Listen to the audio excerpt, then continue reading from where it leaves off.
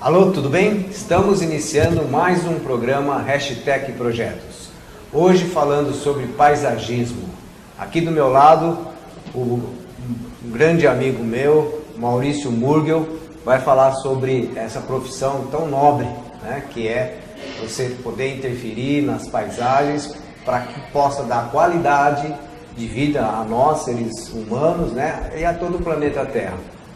Maurício, como é que você está? Tudo bem? Como é que você pode me dizer aí sobre essa profissão? Como que você pensou e escolheu em ser um homem do paisagismo? Bom, primeiramente, obrigado, Júnior, pelo convite para poder falar desse assunto. É a minha vida, a minha profissão, minha vocação. Obrigado, pessoal da TV Local, por abrir o espaço, esse programa muito importante. Eu acho que eu nasci no ninho, né, Júnior? Meus pais agrônomos, meu pai pesquisador de madeira, minha mãe também amante de plantas. Quando eu nasci, ela já fazia jardins e comecei cedo, acompanhando minha mãe em jardins. Aos 16 anos já fazia meus primeiros jardins sozinhos. Depois me formei biólogo e continuei. E acabei desistindo de ser professor, que era uma profissão maravilhosa. E fiquei só com os jardins.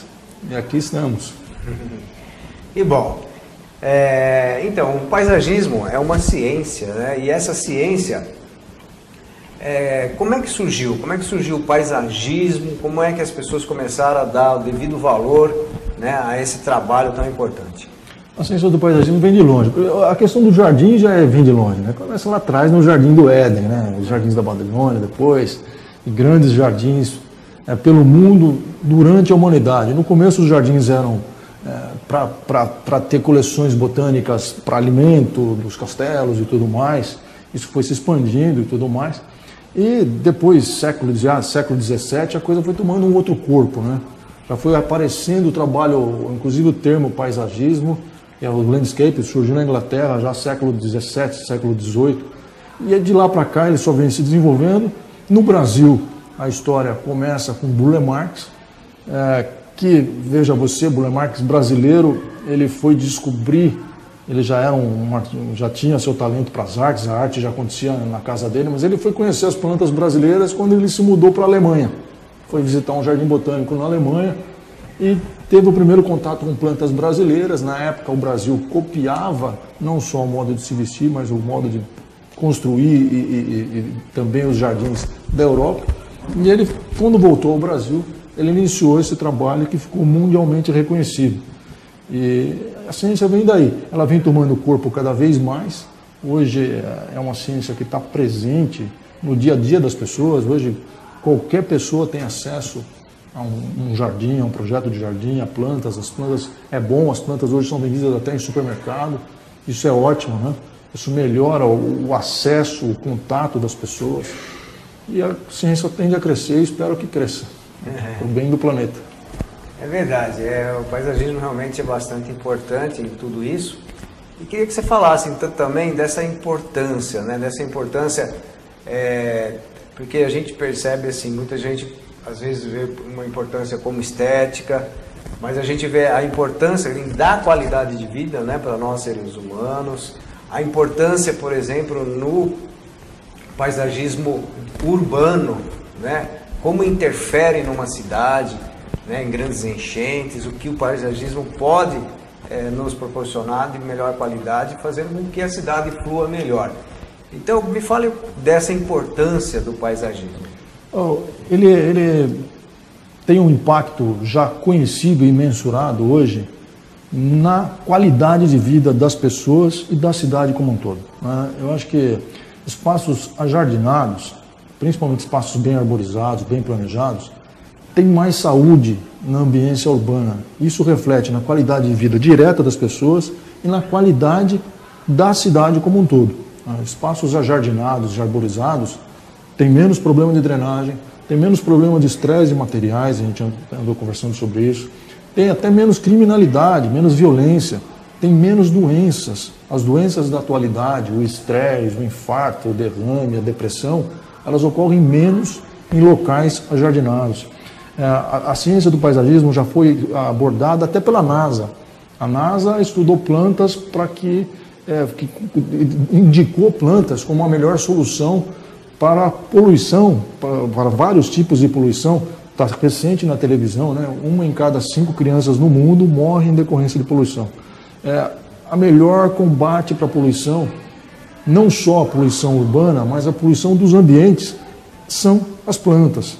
A presença de planta, ela filtra não só a poeira do ar, traz umidade para o ar, mas ela melhora o ambiente, ela melhora o clima, ela rebate, ela combate ou anula uma série de poluentes invisíveis, né, que são vários gases identificados, a NASA na época usou um termo chamado COV, compostos orgânicos voláteis, tudo emite, a gente transpirando, os móveis, parede, tudo, e isso cria uma atmosfera de gases tóxicos, hoje temperada com uma poluição muito nociva, que é a poluição eletromagnética, né?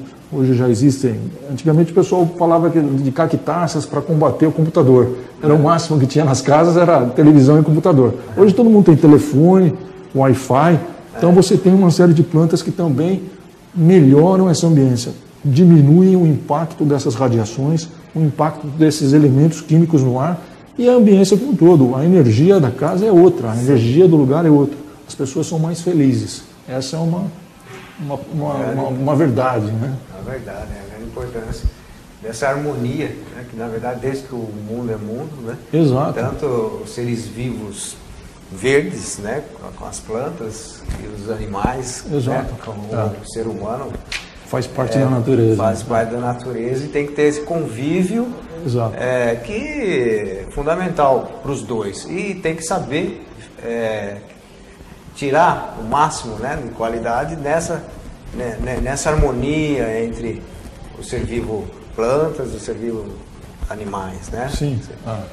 Então eu acho que realmente isso tudo é bastante importante, essa introdução, porque a gente começa daí a perceber o porquê de que quando a gente vai fazer um projeto, eu como engenheiro civil vou fazer um projeto de uma casa, uma residência, mesmo os projetos que a gente faz de loteamentos, qual é a importância? A gente está sempre preocupado, né? E hoje as leis elas percebem isso, as normas elas obrigam, e com muita razão, né, que se tenha uma porcentagem mínima de área verde, né, para que haja essa harmonia entre o homem e a natureza.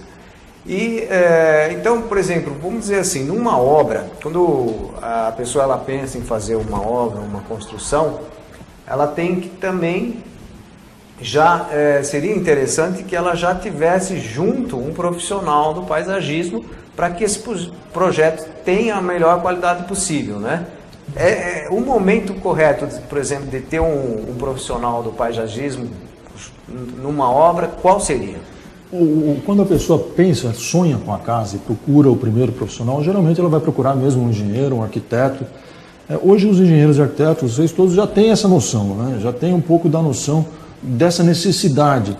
Mas muito ainda acontece, cada vez menos, graças a Deus, mas ainda acontece das pessoas deixarem para procurar, elas sonham com o jardim, mas elas procuram o paisagismo no final. Eu estou com um exemplo acontecendo agora uma obra, o sonho da moça é uma jabuticabeira. E ela queria uma jabuticabeira grande, não dá para entrar. Já não tem como chegar no lugar que ela quer pôr a jabuticabeira que poderia ter sido posta lá atrás. Então, esse tipo de coisa é muito comum. A drenagem não dá mais, a posição da torneira já está na parede, né, o ralo é insuficiente, ou a pessoa, no fim, sonha com um lago, ela quer pôr o lago, ela não tem como pôr o lago, porque ela não tem a água, não tem a drenagem, ela não tem... Então, o início...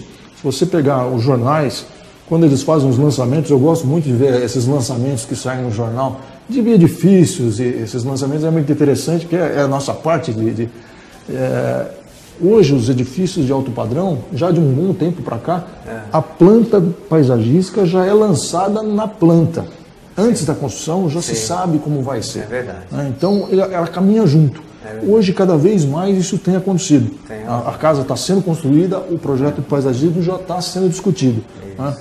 Até valoriza o projeto e valoriza a comercialização. Exatamente. Né? No caso de prédio, apartamentos, um condomínio, se você usa, né, desse paisagismo até para deixar bonito e harmonioso, para que haja as vendas com mais facilidade. Até tem uma curiosidade nisso, bem interessante.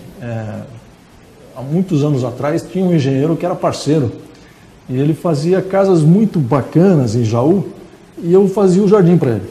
E a gente fazia um trabalho meio em conjunto.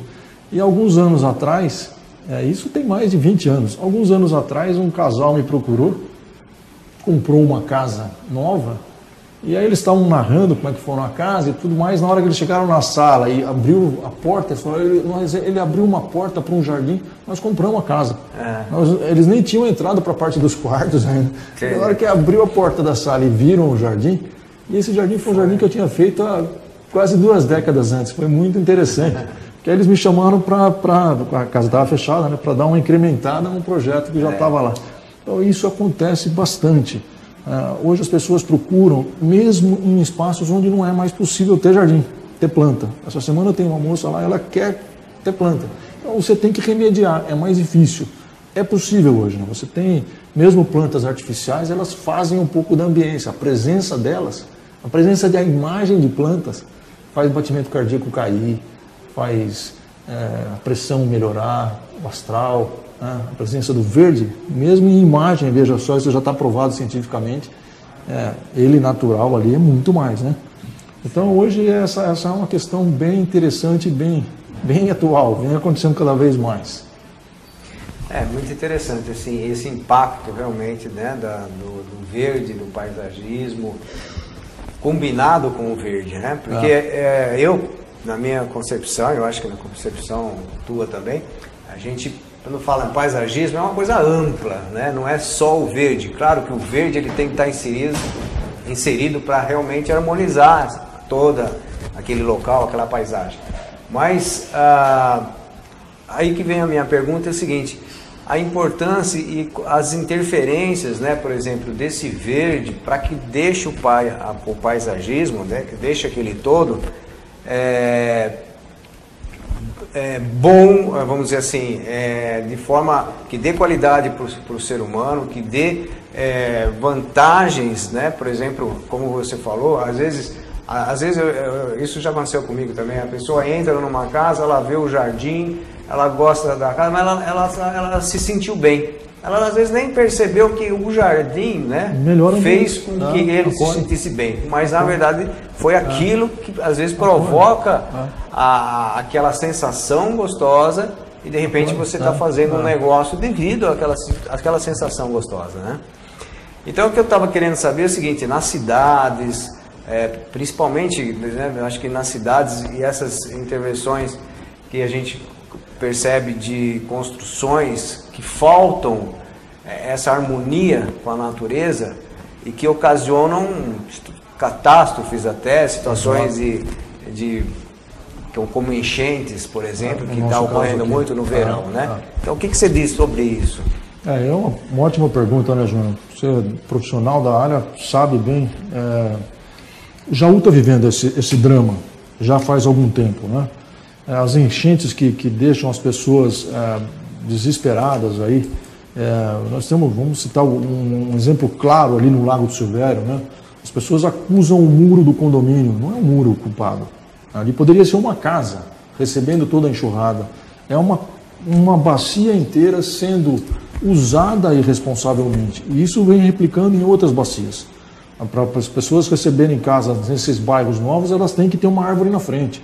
Já existem estudos que provam que a presença de árvore, a drenagem urbana é muito melhor. A árvore retarda, o lugar arborizado chega a segurar 70% da água que cai nele, não vai diretamente para a enxurrada.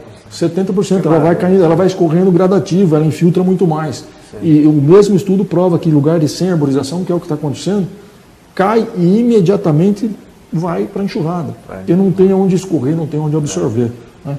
Isso aumenta o calor, isso diminui a qualidade do pavimento e isso faz com que a velocidade das águas seja enorme. E o impacto das pessoas, de uma enchente numa pessoa, as pessoas que recentemente, essa semana, teve uma imagem no Facebook, um cara andando de caiaque ali perto do São José e um carro parado dentro da água. Eu lembro de ajudar uma ocasião no mesmo lugar, à noite socorrer uma moça, e ela relatando como é que aconteceu. Ela chegou, não deu tempo, a enxurrada subiu de tal forma, tão rápida, que não deu tempo dela atravessar, o carro dela morreu, a água chegou na porta. Meu irmão conta uma ocasião que ele morava em São Paulo, ele passou indo para a casa dele, ele pegou um sanduíche, ele chegou na casa dele, ligou a televisão, ele falou, meu Deus, o túnel que ele tinha acabado de passar, tinha gente em cima da capota dos carros, os carros boiando já. É muito rápido, minutos, as pessoas não, são minutos, questão de minutos. E o trauma, o desespero, né? Nós temos um outro caso, uma família que se mudou para Jaú, e ele conta, ele parado na marginal, a marginal transbordando, e ele com 3 filhos pequenos dentro do carro. E aquilo foi determinante para ele sair de São Paulo, porque ele começou a ficar num pânico, falou, o que vai acontecer, né, se essa água começar? O que eu faço com 3 crianças, se o carro... Né? Aconteceu isso aqui em Jaú, uma moça ficou com a água no pescoço, com os filhos em cima da geladeira. Quer dizer, esse tipo de coisa é o impacto negativo que a gente vive, que a gente colhe, vivendo em lugares que não tem harmonia ambiental, não tem sustentabilidade. Aí entra o paisagismo, que não é só beleza, é a função, é a ambiência urbana como um todo. Um jardim bem planejado, ele absorve, ele diminui o calor, ele diminui a temperatura, ele diminui a secura no ar, ele diminui a enchente. Ele tem um impacto em cidades, Belo Horizonte tem isso, e várias cidades estão dando incentivos fiscais para quem faz jardim para áreas arborizadas. No mundo hoje, vários países do mundo, Japão, tem vários países, se não me engano até Nova York, prédios novos têm que ter telhados verdes para ambiência urbana, para diminuir o impacto de calor, para diminuir o impacto de drenagem. O telhado verde ele tem a mesma coisa, né? Ele diminui o calor, porque a luz solar não irradia, ela bate nas folhas e diminui o calor, desaparece, ela transforma em energia para a planta. E a chuva a mesma coisa, quando cai no telhado verde, ela vai drenar, vai filtrar devagar, até ela chegar na sarjeta, o grosso da chuva passou. Então você consegue ter esse tipo de eficiência através do jardim, que não é só beleza, Sim. É função. Tá? Perfeitamente, que bom. Você vê que é bastante interessante esse assunto. A gente está terminando o primeiro bloco, nós vamos para um intervalo e logo voltaremos.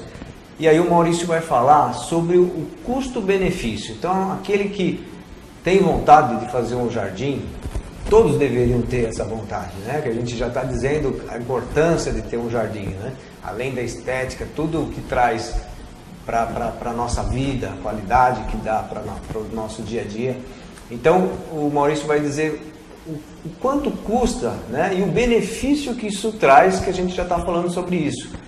Mas isso fica para depois do intervalo. Até daqui a pouco.